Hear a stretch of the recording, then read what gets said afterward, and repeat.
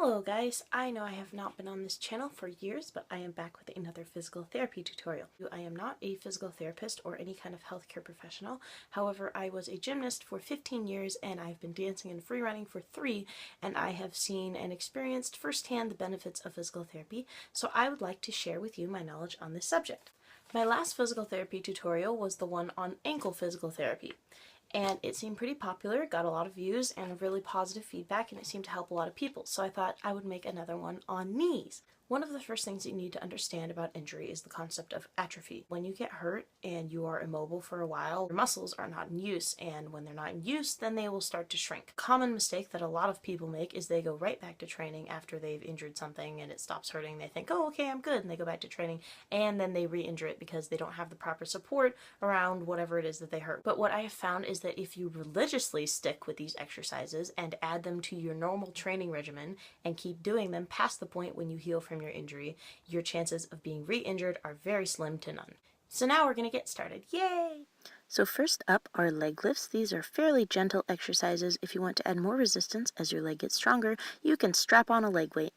First you work the top of your knee, the outside of your knee, the inside of your knee, the back of your leg, and then the back of your knee. Depending on how injured your leg is, I would recommend starting with 10 reps each way every day and then gradually adding 5 to those per week. It's really up to you to gauge your tolerance and how much your knee can take. Be sensible. The next exercise up are resistance pushes. For these, you're going to need a strap for resistance, elastic, or some kind of sturdy fabric will do. First, you're going to push with your entire leg, almost like a sitting down squat, and then you're going to push with just your calf. Again, I would recommend starting with just 10 reps each way and then increasing gradually by 5 reps per week. Again, be really careful of your knee's tolerance. You really don't want to push it too far or you could do more damage than good. So these next set of exercises are TheraBand resistance pulls. You're going to want a soft to medium resistance TheraBand so it's not too hard on your knee. You can find them at pretty much any sports store. You're going to tie the ends in a knot, loop it around something sturdy, and hook your foot in it, and you're going to work the back of your knee, the inside of your knee, the front of your knee, and the outside of your knee.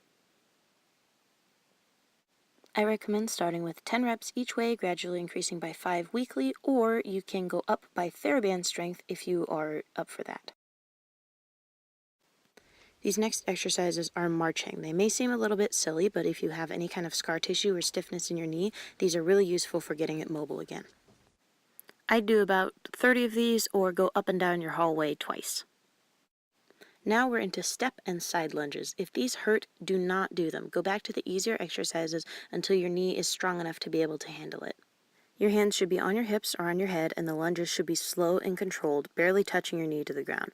Uncontrolled lunges are a really good way to hurt yourself. And keep your hands off your knees. Your arms don't need the workout, your leg does. Your side lunges should be slow and controlled as well, evenly transferring your weight from one foot to the other. Try really hard not to favor your injured leg when you do these.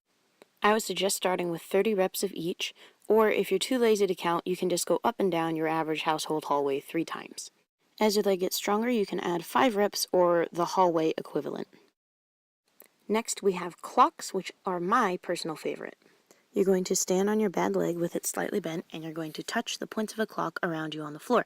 For an added challenge, you can lift your foot up so that you never touch the floor, or you can do them on a wobble board, or both. Start with 1 rep and add 1 rep per day.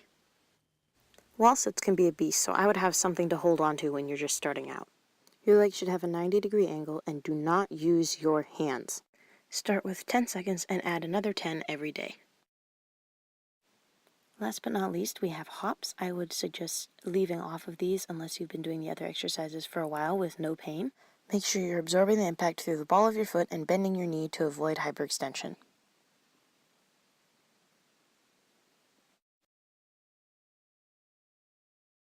Start with 10 reps a day and then add 5 depending on how your knee is feeling. Feel free to add extra exercises depending on how you hurt your knee. For example, if you hyperextended, you'll want to do a lot of exercises that help strengthen the back of your knee. If you twisted it to the side, for example, if you tore your ACL or meniscus, you're going to benefit a lot from exercises that build muscle on the sides of your leg. Add on as many extra of these as you like, as long as your knee can tolerate it without extra pain. Most importantly, just remember to use common sense. If your knee's hurting, or if it's showing swelling or other signs of inflammation, make sure you stop, ice it, and consult a doctor. Now, in addition to adding these to your normal training regimen or workout schedule, you should also be icing your knee after every practice, and if it feels unstable or hurts at all, you should wrap it with an ACE bandage from the bottom up. Now, these exercises are all possible to do at home, but I would highly recommend that you go get a referral for a real physical therapist and have them work on your knee for you. They can use really gentle electrodes to wake your muscles in your leg up if they've gone to sleep.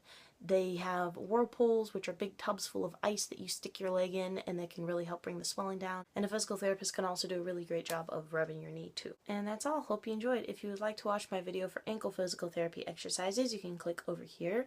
I'm sorry for the terrible editing. I did it on my iPhone 4 like 2 years ago. And I will be posting a video for back physical therapy exercises sometime in the hopefully near future. Thanks for watching, guys. Bye!